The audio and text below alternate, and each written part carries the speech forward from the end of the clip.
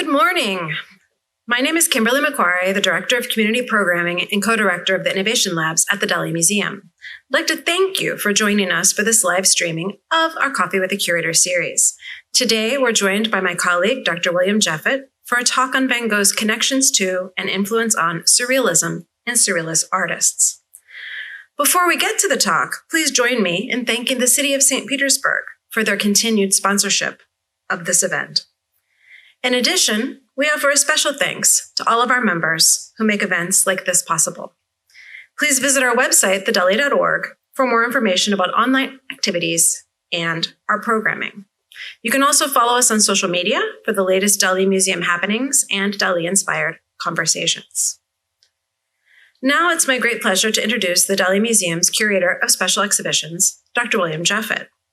At the Dalí, he's responsible for the direction, curation, organization, and coordination of exhibition programs, writing and editing of exhibition catalogs and other interpretive materials, including the interpretation of works by Dalí, and research on the permanent collection.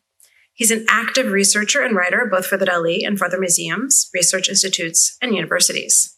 He's published numerous exhibition catalogs and articles devoted to Dalí and other related artists, as well as contemporary art.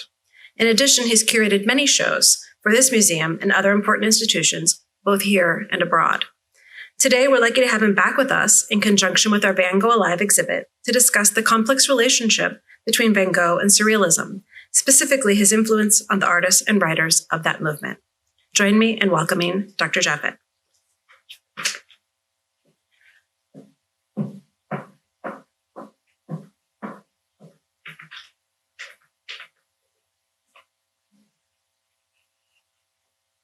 Welcome. It's a pleasure to be here. The surrealist movement had a great awareness of Van Gogh, and also it should be noted that after a certain point, let's say after 1900, there was a great awareness of Van Gogh in general in France and elsewhere in Europe, as well as in the United States. We'll be talking mainly about Europe and in particular France today.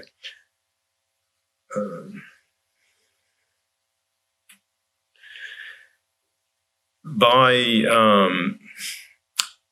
the first decade of the 20th century, there was enormous interest in Van Gogh, and by the 1920s, which is when the surrealist movement kind of begins, increasing interest. By 1928, there was a catalog raisonné published, and various books, and there had been lots of exhibitions, both in France and elsewhere across Europe. I'm not going to give you a litany of all the exhibits. I will point to a few, mainly in Paris. And just as a prelude, I'd like to say that at the very beginning, and even in this sort of preliminary period prior to the official start of surrealism, at the period of 1920-22, when we were still talking about the Dada movement, which sort of gave birth to surrealism, there was already an awareness of Van Gogh. Not always positive necessarily. There was a game they liked to play. Some of those writers that became surrealists or were still Dadaists at that period, and they would rate different writers, and some of them had a negative rating on Van Gogh, including Tristan Tzar, the Dadaist, who would later come back into surrealism. But I'm going to talk a little bit more about the slightly more mature period of surrealism, pretty much in the 1930s and onwards. Over time, the movement became increasingly interested in Van Gogh, and in the later years, particularly in the 1940s, there was a pretty rich fascination with Van Gogh and interesting artistic dialogues, and also references on the literary side of surrealism. I'll start with one to kind of kick off the 1930s, which is by a writer called Georges Bataille. He sort of vied for influence within surrealism with André Breton, this sort of self-declared leader of the movement since 1924 and author of the first manifesto. So Bataille was sort of going off on his own and attracting other artists and writers around himself. And he was interested in the idea of sacrifice. So the focus was very much on the famous incident of self-mutilation that Van Gogh undertook right towards the end of his life. And Bataille writes very provocatively in an article about sacrificial mutilation. He's thinking about sacrifice in the anthropological sense of the word. The one who is sacrificed is free to indulge in a similar disgorging, free, continuously identifying with the victim, to vomit his own being just as he has vomited a piece of himself. In other words, free to suddenly throw himself suddenly outside of himself. Still, one can doubt that even the most furious of those who have ever torn and mutilated themselves amid screams and to the beat of a drum have abused this marvelous freedom to the same extent as Vincent van Gogh, who carried his severed ear to the place that most offends polite society, that is, to the brothel, where he delivered it to a prostitute, friend of his. And so there's an interesting idea here which comes back in other ways through other writers and artists, this idea that Van Gogh sort of was erasing the boundary between the interior and the exterior, kind of fusing himself with the external world and also with painting itself, rather than, so as it were, representing something. And during the 1930s, there was a particular interest in various aspects of Van Gogh's work, but in particular, there was a kind of recurrent interest in an odd series of paintings that he did of sort of used and empty shoes. There are about 5 or 6 of these paintings. I'm just going to show you 2. The first one was exhibited in Paris in 1925, 1927, and again in 1937. It was also reproduced with some frequency in the magazine L'Amour de l'Art in 1926, again in 1937 in a monograph. It was exhibited in 1927 at the Gallery Bernheim, and it was reproduced in a 1928 monograph devoted to the madness of Van Gogh, which is another subject that contributed to his fame, posthumous fame, and also a great deal, and continues a great deal of speculation on a kind of medical level, which won't be the focus of today's talk, but it's interesting already in 1928. A book sort of written by doctors who had contact with Van Gogh were interested in exploring this and raising the question of whether or not Van Gogh was mad, and perhaps not mad, as many people thought. And then finally, it was published in the exhibition catalog for the very important Van Gogh exhibition held in Paris in 1937, which was seen by many people and was part of the celebrations of the great international World's Fair held that year, which included international pavilions representing all the different countries, including the Spanish pavilion, where Picasso, for example, exhibited his famous painting, Guernica. So there was enormous interest. Now, here's the second one. This one's in Amsterdam. These are from the 1886-88 period, the 5 paintings. So they're over time, they're done just before and right after he goes to live in the South in Arles. This one was exhibited in 1908, again in 1925, and again in 1947. Now, the 1947 date's of particular interest because there was another enormous, important Van Gogh exhibition held at the Musée de l'Orangerie in Paris. And again, it was an exhibition seen by many people, including many writers and artists, and we'll come back to that.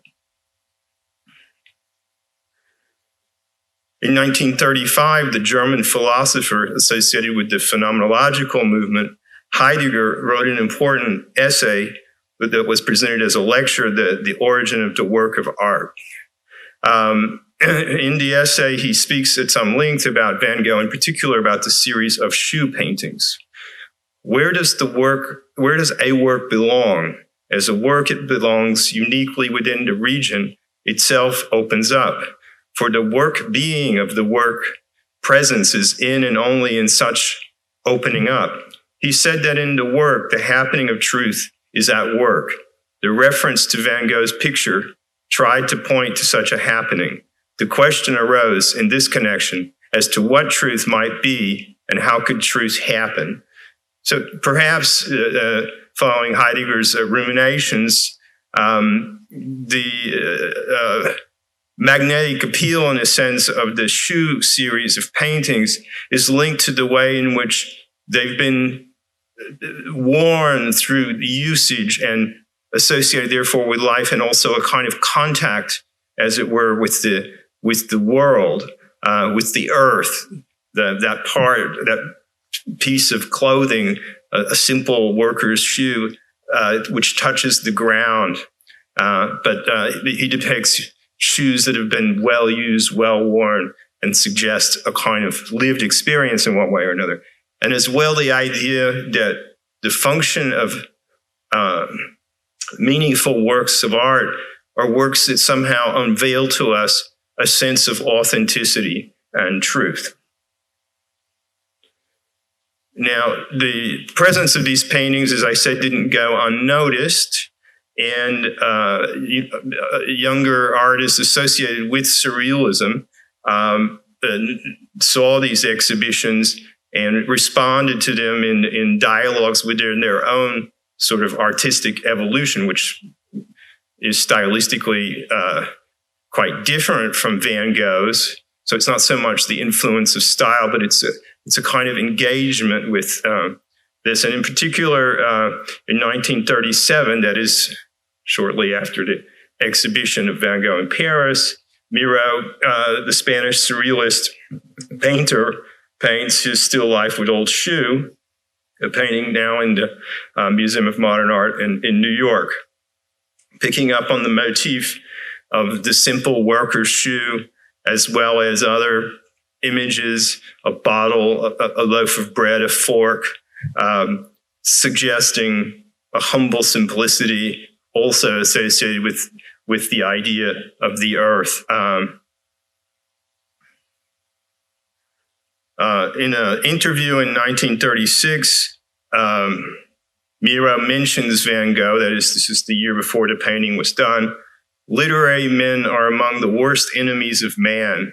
They should be treated like criminals and punished accordingly. I know of some who even managed to call a man like Van Gogh himself limited, that radiant soul, and to treat marvelous beings like Cézanne and Rousseau as fools. Those are some good examples of intellectual cretinism.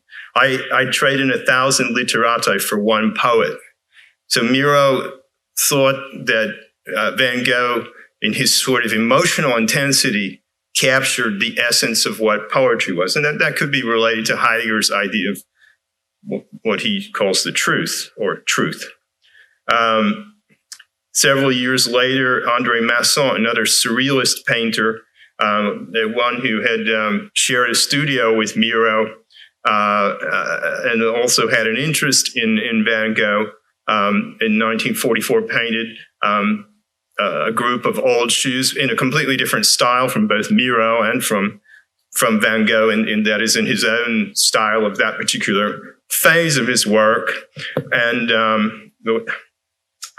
but again, with the idea of capturing the emotional intensity of this compelling series of images that Van Gogh had executed at a key juncture in his career. Later on, in 1985, André Masson gave an interview with the journalist Geneviève Briret in the newspaper Le Monde in Paris, thinking back to the visit Heidegger had made to his studio in Aix-en-Provence, which is not so far away from Arles, in 1956. And Masson had lived down in that area for quite some time. And he recalls Heidegger also found that there was more to Van Gogh's correspondence than Van Gogh. Finally, we had a very interesting conversation. He regretted having taken an interest in painting too late. But your very beautiful text on Van Gogh's shoes, I reminded him. For him, it was little. At any rate, it demonstrates a mutual awareness of these sort of parallel trends of interest, an intersection between writing about philosophy, literary writing, and pictorial exploration in surrealist painting. Also, André Breton, the leader of the surrealist movement, in his more mature years, speaks about Van Gogh. He gave a series of lectures in 1945 and 1946 in Haiti. This one was given on the 22nd of January 1946. And then there's a series of lectures that provide a kind of overview of modern art and the evolution of surrealism. But he has very interesting comments about Van Gogh. And here he's thinking of the famous painting Starry Night, which is in the Museum of Modern Art. Van Gogh presents to you here one of the great masterpieces, the Starry Night, which possesses a truly mystical fever. One could say that he is the convulsive painter of the tree, of the twisting path, of the little dry stone wall which embraces a field in Provence. All that his brush touches, all that is born of such skill, hatching like sparks from serpentine flames, acquires an extraordinary animistic quality. Unlike the Impressionists, Van Gogh no longer cares about straight colors, but intends that these colors express both the landscape and the state of mind of the artist before the landscape. So here again, Breton seems to be hinting at some kind of emotional fusion between the interiority of the painter and the external world of the landscape before him, a kind of emotional intensity verging on the visionary. And we'll see he's not the only one that thinks in these terms. And we'll come back to Breton in a few minutes.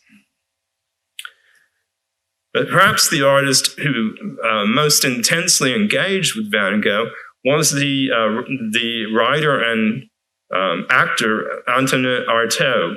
In his monograph, Van Gogh, it's a short book, Le Suicide de la Société, Van Gogh, the man suicided by society. Now, Artaud saw the exhibition in Paris in 1947 and was so moved by it, it drove him to write this book. Artaud had suffered some form of mental instability and had been in the psychiatric asylum in Rodez during the war years. And in 1947, he had just recently left the asylum. So his writing in these later years is informed by a high degree of emotional intensity. And he writes very lucidly about some of his experiences in the psychiatric asylum, including his experience frequently of electroshock therapy. But he was so moved by Van Gogh's work that he wrote this extraordinary book, which was very well received. I'm just going to point to 2 or 3 passages from it.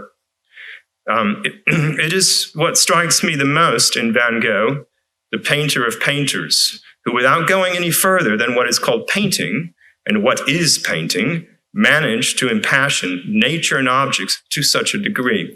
Again, emotional intensity, a kind of connection to the object of painting, which in this case is nature, and in a kind of almost unmediated sense. And then he says, Van Gogh had reached the stage of illumination in which disorderly thought surged back through the invading discharges of matter. So somehow the physical matter of paint was a kind of bearer of emotional authenticity and intensity. He goes on to say, nothing but the painter, Van Gogh, and nothing more. No philosophy, no mysticism, no rite, no occult hidden force, no liturgy. Here he agrees, I think, with Miró's assumption that he's not illustrating philosophy or religion or mysticism or something else through symbols. He's investing paint with emotion. And Artaud goes on, and Van Gogh was right. One can live for the infinite and only be satisfied with infinite things. There is enough of the infinite on the earth and in the sphere to satisfy 1,000 great geniuses. And if Van Gogh was unable to satisfy the desire to fill his life with it, it is simply that society forbade it.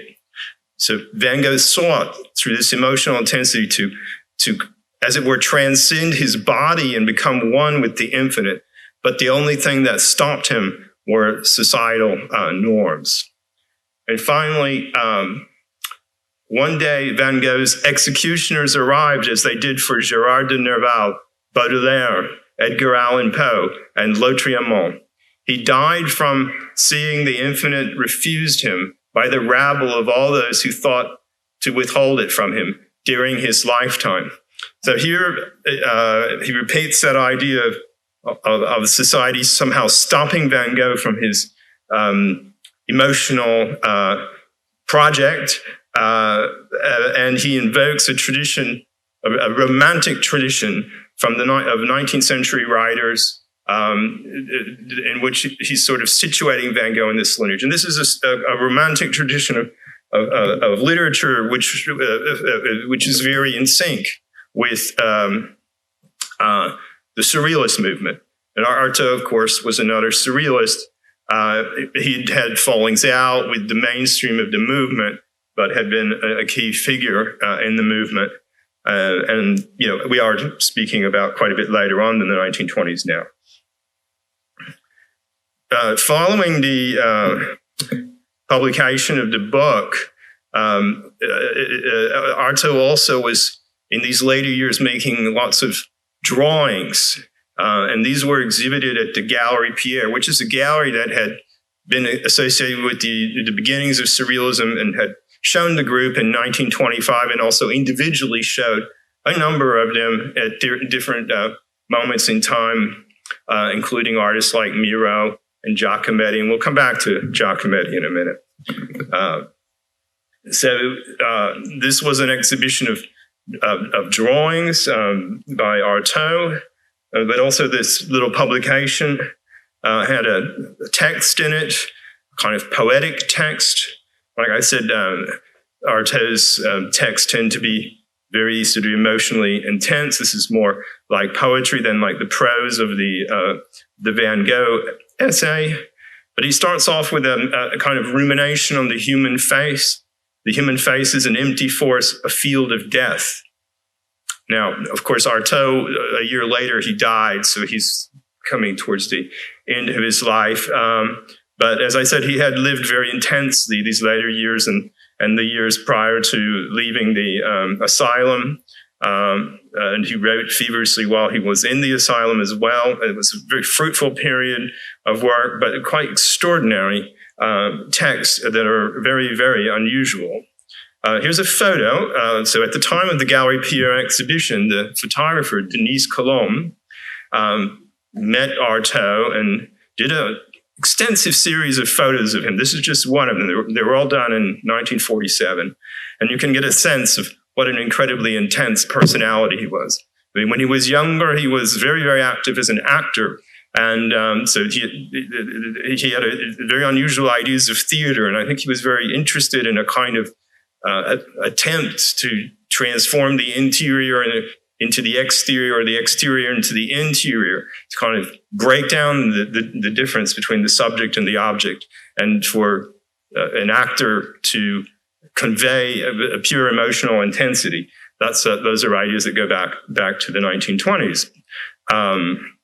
But you can get a sense that he was pretty intense personality at this period in 1947. And Denise Coulombe, who's a quite well-known photographer, was also the sister of Pierre Lowe, the owner of the Gallery Pierre, where the exhibition took place.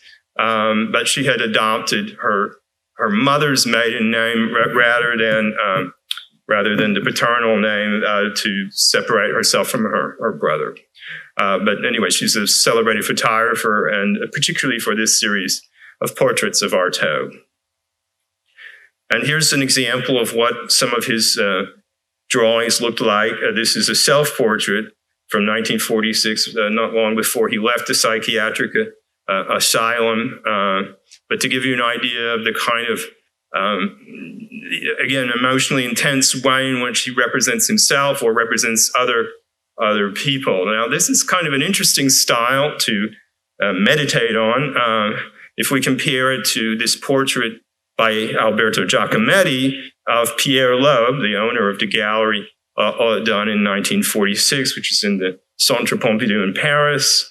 And you can see this kind of scratchy, linear way of drawing, and the desire that Giacometti has to capture the sort of optical truth of the subject, not necessarily just to follow academic canons of representation, but to find the most accurate optical and visual way that the figure is represented. And this is what informed his sculpture and his drawing as a kind of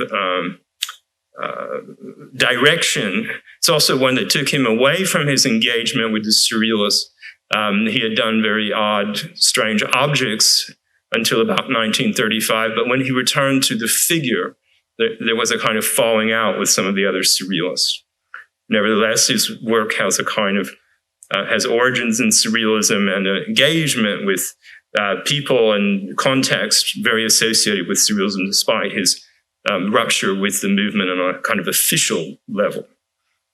Here's another drawing that's a sketch that quotes from Cézanne and also from Van Gogh, this sort of walking figure in the cypress tree on the part that refers to Van Gogh. So he's also capable in exploring this pictorial language to do with capturing the visual, to think of artistic models, whether they were antiquity or whether it was Van Gogh. This is a sketch which is in the Giacometti Foundation in Paris. And also he was capable of taking a book with about Van Gogh and drawing his own sort of copy or variation on one of Van Gogh's self-portraits. So it also shows, it's another instance of how artists situate themselves in a kind of dialogue with Van Gogh and how his importance was growing. And of course, this is a very specific dialogue, but in a more open way, I think the questions of emotional intensity that we've been sort of discussing were, generally speaking, the drift that links together the way in which various of these artists and writers were engaged with Van Gogh and why they thought he was an important artist. So I will end with that and just one little footnote to say that even Dalí had a kind of engagement with Van Gogh, fairly tangential.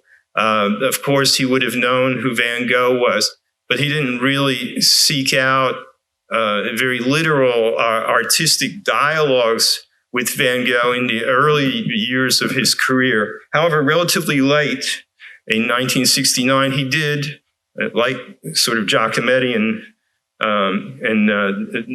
whenever this was, 1961.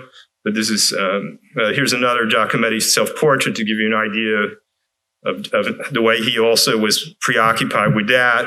And then finally, before I move on to my point about Dalí, I want to just say that Breton comes back in 1959 and mentions Van Gogh again in an interview. And he says, Artaud's illness was not one of those which, in the psychiatric sense, leads to an intellectual deficit. It is too widespread a mistake to believe that in such a case, the ideation is fundamentally comprised and that all the territories which depend on it are affected. Nothing is that simple.